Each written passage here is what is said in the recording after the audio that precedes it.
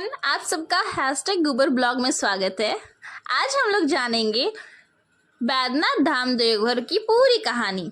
12 ज्योतिर्लिंगों में से प्रसिद्ध बैद्यनाथ धाम, जो कि देवघर के रूप में विख्यात है, इस जगह को लोग बाबा बैजनाथ के रूप में भी जानते हैं। कहते हैं कि भोलेनाथ यहाँ आने वाले सभी भक्तों की मनोकामनाओं को पूरा करते हैं, इसलिए इस शिवलिंग को कामना लिंग भी कहते हैं। पुराणों के अनुसार सावन में भगवान शिव के लिए सबसे उपयुक्त समय बताया गया है। सावन महीने में लाखों श्रद्धालुगण 105 किलोमीटर दूर सुल्तानगंज से जल भरकर कांवड़ के जरिए बाबा बैजनाथ का जल अभिषेक करते हैं और उनकी कृपा प्राप्त करते हैं। बैजनाथ धाम के पीछे की कहानी इतनी पुरानी और दिलचस्प है, जिसे सुनकर आप भी पावन धाम के दर्शन करना जरूर चाहेंगे। आज हम आपको इस ब्लॉग के जरिए बाबा बैजनाथ धाम देवघर से जुड़े कुछ महत्वपूर्ण बातें को बताएंगे और शिवलिंग की पौराणिक कहानी को भी बताएंगे। बाबा बैजनाथ का धाम भगवान शिव के 12 ज्योतिर्लिंगों में से एक है। इस ज्योतिर्लिंग को मनोकामना लिंग भी कहा जाता है। मान्यता है कि राक्षस राज रावण ने कैलाश पर्वत पर तपस्या के बाद इसे वरदान स्वरूप में प्राप्त किया था।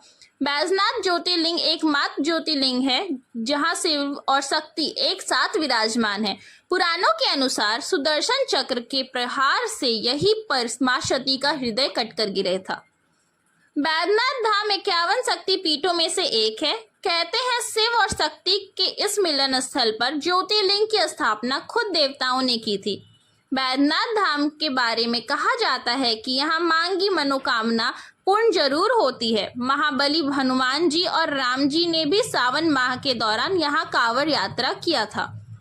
यह ज्योतिर्लिंग नीचे की ओर दबा हुआ है। शिव पुराण के पाताल खंड में बैजनाथ धाम ज्योतिर्लिंग की महिमा गाई गई है। मंदिर के समीप विशाल तालाब स्थित है।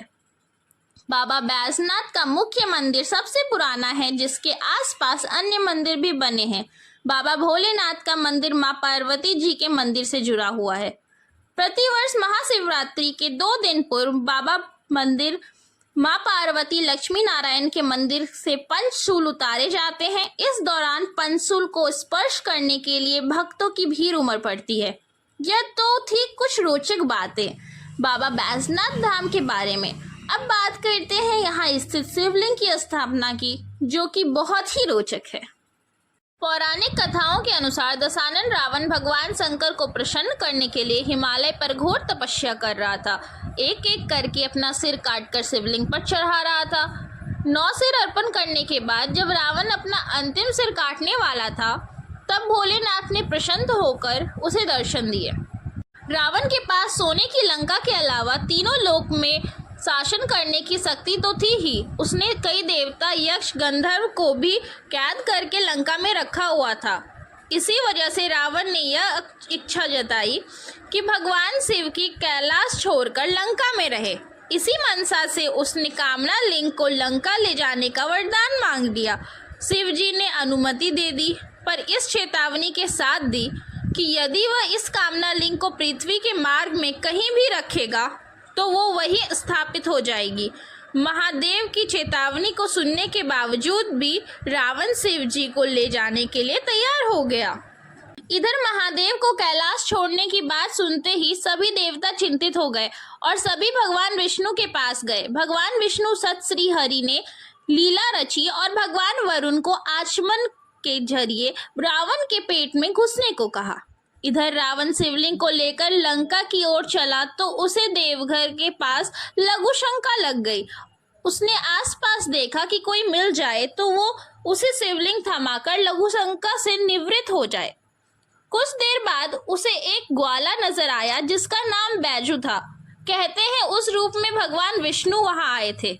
रावण ने ग्वाले से कहा कि वह शिवलिंग को पकड़कर रखे ताकि वह लघु शंका से निवृत्त हो सके, और साथ ही साथ उसने यह भी कहा कि इस शिवलिंग को भूले से भी भूमि पर नहीं रखना। रावण लघु शंका करने लगा और उस लघु शंका से एक तालाब बन गया, लेकिन रावण की लघु शंका नहीं समाप्त हुई। ग्वाले के रूप में मौजूद भगवान विष्णु ने रावण से कहा कि अब बहुत देर हो चुकी है, अब मैं और शिवलिंग को नहीं ले सकता। इतना कहकर उसने शिवलिंग को जमीन पर रख दिया। जब रावण लघुशंका से लौट कर आया तो लाख कोशिशों के बाद भी शिवलिंग उठा नहीं पाया। रावण ने क्रोधित होकर शिवलिंग पर अपना अंगूठा गराकर चला गया। उसके बाद ब्रह्मा विष्णु देवताओं ने आकर वहां शिवलिंग की पूजा की। शिव जी का उसी स्थान पर स्थापना कर दी गई जो देवघर में आता है। कहा जाता है कि बासुकीनाथ मंदिर भी शिव के लिए जाना जाता है। बैद्यनाथ मंदिर की यात्रा तब तक अधूरी मानी जाती है जब तक आप बासुकीनाथ के दर्शन नहीं कर आते। यह मंदिर देवघर से 42 किलोमीटर दूर जरमुंडी गांव में स्थित है। मंदिर के प्रांगण में छोटे छोटे बहुत सारे मंदिर हैं। ये थी दोस्तों हमारे बैद्यनाथ धाम देवघर की पूरी कहानी। आशा करती हूँ कि आपको ये ब्लॉग अच्छा लगा होगा। कल आपको दूसरे ज्योतिर्लिंग के बारे में आपको वीडियो आ जाएगा और चैनल को सब्सक्राइब लाइक करना ना भूले। Bye bye.